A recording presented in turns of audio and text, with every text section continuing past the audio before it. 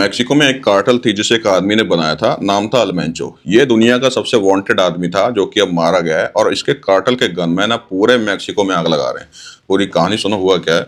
Sunday की एक सुबह थी। एक रेड में मैक्सिकन स्पेशल फोर्सेस ने यूएस इंटेलिजेंस की मदद से इस ड्रग लॉर्ड अल्मेंचो को घेर लिया था। ये देखकर कार्टेल धमकी देता है कि अगर अल्मेंचो को कुछ हुआ तो इसकी कीमत मैक्सिको के लोकल सिविलियंस को चुकानी पड़ेगी।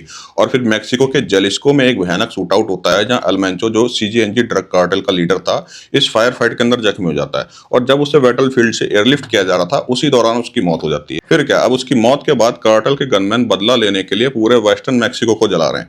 गाड़ियां, ट्रक और बसों को हाईजैक कर रहे हैं। बड़े बड़े शहर और टूरिस्ट स्पॉट्स तक फूंक दिए गए हैं। अब अल्मेंचो तो मारा गया है, उसका बेटा अल्मंची तो पहले से यूएस की जेल में उम्र कैद की सजा काट रहा है। तो मैक्सिको का सबसे dangerous drug cartel officially leaderless हो गया है और इससे एक बहुत बड़ा पावर वैक्यूम बन गया वहां पर, जो मैक्सिको के अंदर एक सिविल वॉर को शुरू कर सकता है। क्योंकि अब इस कार्टेल के अंदर के ग्रुप्स और उनके सभी दुश्मन, जैसे एक और ड्रग कार्टेल है सिनालाओ कार्टेल, अब एरिया पर कंट्रोल पाने के लिए आपस में लड़ेंगे और चपेट में आएंगे लोकल सिविलियंस। जहां ये सब हो रहा है उस जगह का नाम है जलिस्को। वहां के गवर्नर ने कोड रेड एक्टिवेट कर दिया है, लोगों से घरों में रहने की अपील की है, क्योंकि जलती हुई गाड़ियों और ट्रकों ने ब्लॉकेट्स बना दिए जिससे पूरा शहर अचानक रुक गया है। यहाँ तक कि फ्लाइट्स भी जमीन पर ही रोक दी गई हैं, कहीं कोई उड़ा ना दे। बिजनेसेस को आग लगा दी गई है, हाईवेज बंद कर दिए गए।